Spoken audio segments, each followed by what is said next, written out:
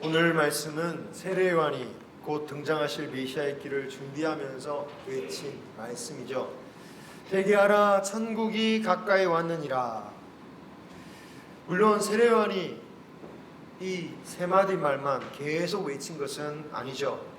세례요한이 외쳤던, 가르쳤던 모든 말씀의 핵심이 바로 회개하라, 천국이 가까이 왔느니라 라는 것입니다.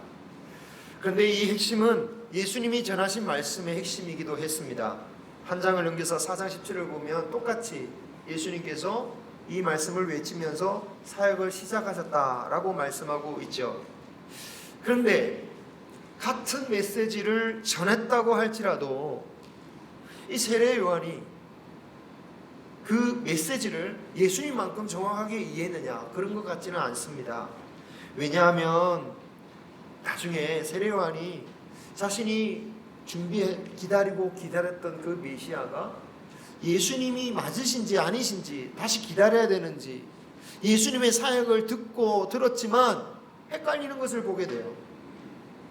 확신하지 못하는 모습을 보면 세례 요한은 역시 구약의 선지자로서 하나님의 뜻을 예언하긴 했지만 완전히 그 뜻을 이해했다고 볼 수는 없는 것입니다.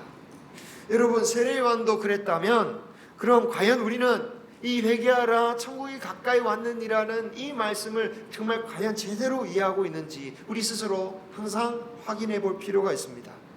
특별히 회개하라, 천국이 가까이 왔느니라 이 말씀은 세례 요한이나 예수님의 핵심뿐만이 아니라 우리 신앙의 핵심이기도 하고, 그리고 앞으로 우리가 살펴볼 이 마태복음에 나오는 예수님의 사역, 예수님의 말씀을 이해할 수 있는 열쇠가 되기도 하는 말씀이다 라는 것입니다.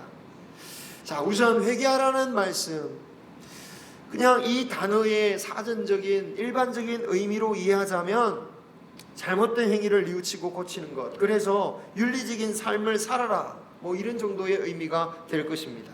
하지만 성경에서 이 단어가 의미하는 바를 생각하면 그렇게만 이해할 수 있는 단어는 아니다. 그렇게만 이해하면 굉장히 부족한 뜻이 된다라는 것입니다.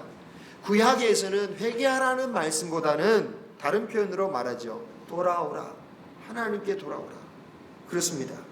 하나님께 돌아오는 것이 진정한 회개의 뜻이다라고 할 수 있어요. 더 정확하게 말씀드리자면 하나님의 언약 안으로 들어와라. 하나님의 백성이 된다는 것은 하나님의 언약 안에 거하는 겁니다.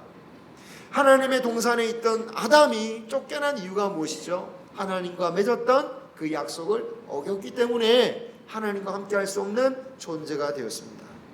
하나님께서 애굽에 있던 백성들을 하나님의 백성으로 삼으신다라고 하시면서 맺으신 게 뭡니까? 시내산에서의 언약이었습니다. 그 언약을 맺었더니 황금 무송아지를 맺으니까 그 언약이 어떻게 되죠? 부서지는 거예요. 그렇습니다. 하나님의 백성이 된다는 것은 하나님의 언약 안에 살아가는 것이다 라는 것을 우리가 이해해야 됩니다. 비록 시내산에서 주셨던 언약에 우리가 매이지는 않는 이 신약시대를 살아가고 있지만, 이 신약시대에도 우리가 안에 거해야 될 새 언약이 있다는 것을 우리는 기억해야 됩니다. 그 새 언약이 무엇입니까? 십자가를 통해 구원하신 그리스도의 사랑이죠. 우리는 그 사랑 안에, 그 사랑이라는 새 언약 안에 있다는 것을 기억해야 됩니다. 그 사랑 안에 거해야 하고 또 그 사랑을 행하는 삶을 통해서 사는 것이 우리가 새 언약에 사는 백성이다. 하나님 안에서 사는 삶, 그것이 바로 회개의 삶이다라는 것을 우리가 기억해야 됩니다. 그래서 우리가 이 복음을 가지고 세상을 향해서 회개하라고, 주님을 영접하라고 외칠 때에 이 회개의 의미를 잘 전달해야 됩니다. 그냥 윤리적인 의미로만 네가 그렇게 살아가지고 되겠느냐라고만 말한다면 공연한 오해를 낳을 수가 있어요. 기독교인들은 자기들만 의로운 줄 안다고. 아니, 우리도 얼마든지 선한 것을 추구하면서 살아간다고. 실제로 선한 일을 얼마나 많이 하는데 우리가 왜 회개해야 되냐고. 분명 교회 밖 세상에도, 심지어 무신론자 가운데서도 선하게 살려고 하는 사람들이 많다라는 거, 우리는 그것을 인정할 수 있는 것 같아요. 그죠? 선하게 살려고 하는 사람 많습니다. 종교와 상관없이 있어요. 그러나 선을 추구하는 것과 구원에 이를 수 있는 의를 이루는 것은 다른 문제라는 거예요. 심판에 이르지 않을 만큼 완전한 의를 이룬다라는 것은 그 어떤 종교도, 그 어떤 철학으로도 이룰 수 없는 것이다라는 거죠. 죽으면서 나는 지옥에 갈 수밖에 없다라고 고백했던 그 성철 스님, 그처럼 정직한 종교인이라면 자신의 능력으로는 절대로 구원받을 수 없다라고 고백할 수밖에 없는 겁니다. 우리는 회개의 의미가 단지 윤리적인 뉘우침의 차원만이 아니라 예수님의 새로운 언약 안에 들어오는 것임을 우리는 전해야 돼요. 우리의 능력으로 우리가 율법을 지켜서 하나님의 백성이 되는 게 아닙니다. 그래서 이 율법을 지켜라, 이게 회개를 외치는 게 아니에요. 하나님의 새 언약 안에 와라, 그리스도의 새 언약 안에 와라, 죄를 용서하시고 사랑하시는 예수님의 사랑을 전하되 동시에 우리도 그 사랑의 언약 가운데 있음을 우리의 말뿐이 아니라 우리의 삶을 통해서 드러나는 것, 그것이 바로 우리의 삶이다라는 겁니다. 이게 바로 회개의 삶이에요. 이런 회개의 의미를 안다면 회개라는 것은 이단 구원파가 말하듯이 일회성에 그치는 게 아닙니다. 그들은 말합니다. 내 죄를 용서하는 진정한 회개를 한 번 하면 그 이후에는 회개를 하지 않아도 된다. 만약에 자신의 죄를 회개하면 완전한 회개를 한 게 아니니까 잘못된 회개를 하는 것이다, 이런 식으로 말하는 거죠. 여러분, 한번 하나님 백성답게 돌이키는 것으로 끝난 문제가 아니라 마지막 날까지 계속 우리는 우리의 삶이 하나님의 언약 안에서 정말 하나님의 새 언약 주신 그 언약의 백성답게 살아가고 있는지 우리는 돌아봐야 됩니다. 말씀을 순종하고 따르는 삶을 살고 있는지, 그래서 그리스도의 사랑이, 그리스도의 섬김이, 그리스도의 헌신이, 그리스도의 희생의 삶이 우리에게 있는지 돌아보는 것이 회개의 삶이라는 거예요. 그래서 회개란 일회성으로 끝나지는 것이 아니라 우리 평생에 이루어져야 할 삶이다라는 겁니다. 그리고 이런 것을 볼 때에 하나님의 백성으로 산다라는 것은 단지 율법을 잘 지키는 것 또는 스스로 잘 믿고 있다라고 확신하는 정도의 문제가 아닙니다. 세례요한이 누구에게 회개를 외치고 있는지를 살펴봐야 됩니다. 하나님을 부정하는 사람들이 아닙니다. 하나님을 잘 믿는다라고 스스로 아브라함의 자손이요 하나님의 백성이라고 외치는 유대인들을 향해서 회개하라고 외치고 있습니다. 특히 7절에 보면 누구보다도 하나님의 율법에 철저하고 규례와 절기를 잘 지키고 윤리적으로도 비난할 것이 하나도 없는 그 바리새인들과 서기관들을 향해서는 더 혹독하게 회개하라고 외치고 있어요. 그들을 가리켜 뭐라고 하냐면 독사의 자식들아, 독사의 자식들아, 회개에 합당한 열매를 맺어라 라고 말씀하고 있다라는 거예요. 그들은 마치 나중에 이후에 벌어질 열매 없는 무화과 나무와 같다라는 겁니다. 어쩌면 그들은 우리 기준으로 보면, 정말 그들을 우리의 기준으로만 보면 하나님을 잘 믿는 사람들입니다. 교회도 잘 다녀요. 기도도 잘합니다. 성경도 너무너무 잘합니다. 할 거 다 합니다. 성실합니다. 사회적으로 존경받습니다. 그런데 막상 하나님이 보시기에 기뻐할 만한 열매가 없다라고 표현하고 계십니다. 도대체 무엇 때문에 그럴까? 앞으로 우리가 이제까지 살펴본 그들의 모습을 통해 유추해 볼 수 있는 것은, 그들이 성전에 거하면서 제사를 드리지만 그들에게서 하나님의 사랑이 나타나지 않는다라는 거예요. 하나님의 진리가 그들의 삶 속에서 드러나지 않는다라는 겁니다. 여러분, 바리새인과 서기관들이 죄인들을 향하여서 죄인이라고 비난하는 모습을 한번 보십시오. 제사를 통하여 자신도 제사함을 받았건만 자신은 마치 죄를 짓지 않은 사람처럼, 자신은 용서받지 않은 사람처럼 다른 사람을 용서하지 아니하고 다른 사람을 정죄하는 것이 그들의 모습이었습니다. 하나님의 사랑을 받았다라고 말은 하고 있는데 하나님의 사랑을 받아본 적이 없는 사람처럼 사랑하지 아니하는 사람들입니다. 여러분, 비유이긴 하지만 강도당한 자를 모른 척하고 성전으로 가는 제사장과 서기관을 보십시오. 긍휼을 받아본 적이 없는 사람처럼 자신도 긍휼을 베풀지 않습니다. 어려운 사람을 돕지 않습니다. 예수님을 잡기 위해서라면 거짓 증인이라도 세워서 예수님을 처형하려고 하는 그들의 모습을 보십시오. 자신의 뜻을 관철하기 위해서 불의한 일이라도 서슴지 않고 행하는 사람들입니다. 다른 사람보다 의로움을 자랑하며 시장에서 기도하는 모습을 보십시오. 그들의 신앙은 사람들의 인정을 받기 위한 수단에 지나지 않았던 것입니다. 그렇게 아무 열매도 없는 회개해야 할 자들이, 그런 신앙으로는 하나님의 천국을 맞이할 수 없는 그러나 그들이 말씀을 가르치면서 다른 사람의 영혼까지 죽을 수밖에 없는 신앙으로 인도하고 있으니 그들을 향해서 세례요한이 독사의 자식들이라고 말하고 있는 거죠. 여러분, 그럴듯한 신앙이 되어서는 안 되겠습니다. 종교적인 의식과 행위로만 만족할 게 아니라 우리 삶에 열매가 나타나기를 소망합니다. 어떤 열매입니까? 성경에서 말씀하잖아요. 성령을 맺으면 성령이 임하실 때 우리에게 나타나는 열매들이 어떤 열매가 있습니까? 사랑의 열매가 있다, 희락의 열매가 있다, 화평의 열매가 있다, 오래 참음의 열매가 있다, 자비의 열매가 있다, 선을 추구하는 양선의 열매, 온유와 절제의 열매들이 맺어져야 한다. 당장 맺지 못할지라도 그 열매를 맺어가기를 소망합니다. 예배를 열심히 드리고 열심히 일하지만 우리에게 사랑이 없고 온유함이 없고 참음이 없고 선을 행하려고 하는 의지가 없다면 정말 하나님 보시기에 뭐다? 큰질만한 열매가 없다라는 거예요. 세례요한이 그들을 향해서 음하게 경고하십니다. 심판의 도끼가 이미 나무 뿌리에 놓여 있다. 그러니까 찍히기 직전에 있다라는 거예요. 좋은 열매를 맺지 아니하는 나무마다 찍혀 불에 던져질 수밖에 없다라고 경고하시면서 이 세례요한은 자신의 뒤에 오실 분에 대해서 이렇게 소개합니다. 지금 나는 물로 여러분에게 세례를 주고 있지만 뒤에 오시는 이는 성령과 불로 세례를 주실 것이다. 여기서 성령과 불의 세례란 것은 메시아가 오셔서 두 가지의 다른 일을 하신다라는 거예요. 사도행전에서는 성령께서 불로 나타나셨으니까 성령의 불 이렇게 이해할 수 있지만 오늘 이 말씀에서는 불은 부정적인 뜻을, 즉 심판의 뜻을 말하는 겁니다.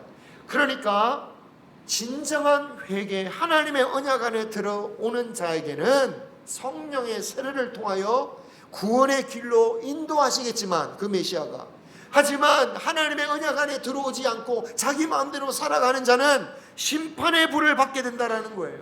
그 운명을 12절에 곡간에 드리는 알곡과 불에 태워질 쭉정이로 비유하면서 세례 요한의 메시지를 정리하고 있는 거죠. 여러분, 세례 요한은 이 예언을 하면서 이 일이 금방 이루어질 줄 알았어요. 구약의 모든 선지자들, 구약의 백성들처럼 하나님의 구원과 심판의 역사가 메시아가 오는 순간 당장 일어날 줄 알았던 거예요. 딱 하나님의 의인은 구원받고 그리고 심판은 다 이렇게 물려쳐지고. 그런데 몰랐던 게 뭡니까? 메시아가 이 세상에 두 번을 걸쳐서 오신다. 첫 번째 오실 때는 구원의 역사를 베푸신다. 왜 그렇게 두 번에 오십니까? 한 번에 오시면 구원받을 자가 없으니까. 첫 번째 구원의 역사를 통하여 오랜 기간 동안 기다리시면서 하나님의 백성을 구원하시고, 두 번째 다시 오실 그 재림의 예수를 통하여 알곡과 쭉정이를 구별하는 심판, 불의 세례를 내리신다라는 것을 세례 요한이 몰랐던 거예요. 그러니까 감옥에 들어갔던, 정말 의를 행해서 의로 말미암아 감옥에 들어갔던 세례 요한이 헷갈린 거예요. 왜 메시아가 오셨는데 심판의 역사가 나타나지 않지? 세례 요한이 그 시기에 대해서는 오해를 했지만 메시지는 정확했습니다. 천국이 가까이 왔다고 모든 사람이 기뻐할 일이 아니라는 거예요. 예수님의 열처녀 비유를 생각해보면 신랑이 드디어 왔다라는 사실에 10명의 모든 처녀가 기뻐할 일이 아니었던 거예요. 기름을 준비한 처녀는 기뻐하면서 맞이할 수 있지만 준비하지 않았던 처녀는 청천벽력과도 같은 소식이었다라는 거죠. 그러므로 천국은 그냥 기다리기만 하면 되는 게 아니라 준비해야 된다라는 겁니다. 그 준비란 게 뭡니까? 회개란 거예요. 그 회개란 뜻이 뭡니까? 하나님의 언약 안으로 돌아와라. 하나님의 언약 아래 살아라. 그러므로 회개하라, 천국이 가까이 왔다라고 하시는 말씀은 이런 뜻입니다. 천국이 이제 시작되었다라는 거예요. 천국의 주인이신 예수님이 오셨으니까 이제 이 땅에 천국이 시작되었으니 하나님의 언약 아래 살라. 그리고 이 말씀이 지금도 우리에게 그대로 적용되어져야 할 말씀이라는 거예요. 예수님이 오시기 전에 사람들에게만 적용되거나 초신자들에게만 해당되는 말씀이 아니라 시작된 천국에서 계속 살아가야 할 우리가 마지막 알곡과 쭉정이에 되는 그 메시아의 그 날이 오기까지 이 말씀을 붙잡고 우리는 살아야 된다. 이 말씀을 이해해야지 마태복음의 말씀, 마태복음에서 주님께서 말씀하신 천국을 이해할 수 있는 거예요. 천국에 대해서는 제가 몇 번이고 반복해서 말씀드려서 이미 잘 이해하고 계신 분들이 많으실 줄 알지만 혹시라도 잊으신 분들을 위해서 또 말씀드립니다. 성경에서 말하는 천국이란 우리 문화에서 생각하는 하늘나라와 차이가 있다고 제가 말씀드렸습니다. 하늘나라 한자로 말하는 게 천국인데 뭐가 다르냐? 그건 우리 한자와 한글의 문제고 진짜 성경에서 말하는 천국은 다르다라는 거예요. 우리 문화에서 천국이란 것은 철저히 이 세상과는 공간적으로 다르고요. 또 시간적으로도 우리가 죽어서야만 가는 곳이 천국이고 저성입니다. 저성. 하지만 성경에서 말씀하시는 천국이란 그런 시간과 공간의 차이를 두는 그런 나라가 아닙니다. 천국이란 개념을 더 정확하게 표현하는 말이 하나님 나라다라고 말씀드렸습니다. 왜 그런데 천국이라 말하냐? 그것은 마태복음에서만 천국이란 말이 나온다라는 거예요.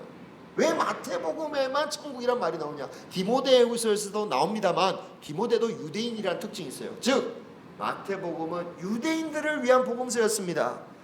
하나님이라는 말을 사용하는 것 자체를 신성모독으로 여겼던 이스라엘 백성들을, 유대 백성들을 위해서 하나님이라는 말 대신 하늘이라는 말을 대체해서 사용했다라는 거예요. 그래서 유대인들이 하늘나라라는 말을 듣는 순간 우리처럼 저 먼 세상을 생각하는 게 아니라 유대인들은 당연히 하나님 나라구나 그렇게 이해를 한 거예요.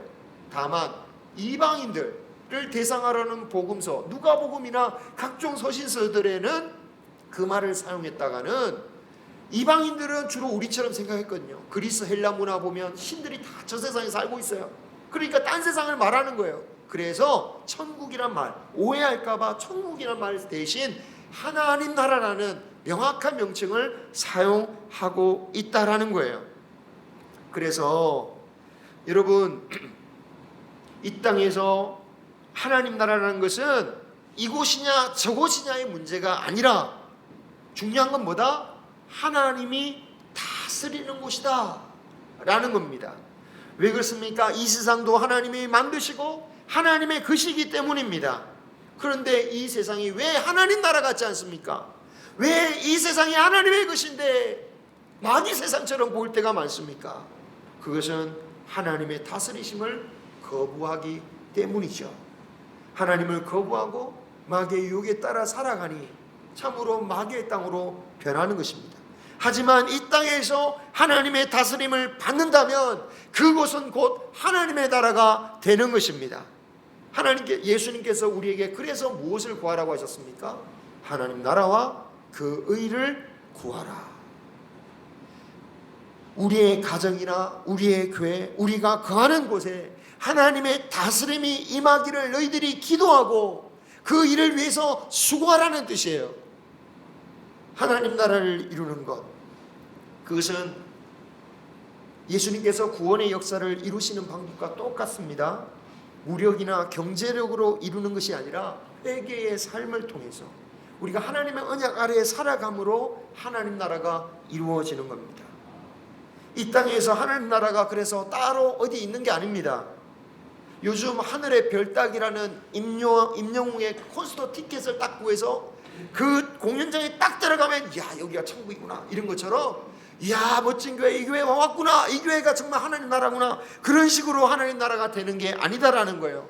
내가 회개의 삶을 시작하는 바로 그곳에서 하나님께 진심으로 예배 드리는 바로 이곳에서 하나님 나라가 마치 겨자씨처럼 자라기 시작한다라는 거예요. 그러므로 하나님의 사람은 이 세상에 하나님 나라 같은 곳이 어디 있을까? 하나님 나라 같은 교회가 어디 있을까? 찾아다닐 게 아니라 지금 내가 있는 집에서, 교회에서 하나님의 통치를 받아들이는 곳으로 변화시키기 위해서 내가 십자가의 길을 가는 것, 그것이 하나님께서 우리에게 바라시는 사명이다라는 거예요. 그게 우리의 사명이다라는 겁니다. 좋은 교회 찾아다니는 거 우리에겐 좋지만 하나님께는 별로 뭐 그렇게 좋은 일이 아닐 거 아닙니까? 물론 믿음이 없으면 잘하기 위해서라도 가면 좋지만, 여러분, 하나님 나라 같지 않은 곳에서 하나님 나라를 이루는 것이야말로 진짜 하나님께서 우리에게 주신 사명이다. 그것을 위해서 바울이 전도하는 거 아닙니까? 바울이 교회를 세우고 떠나는 이유가 무엇입니까?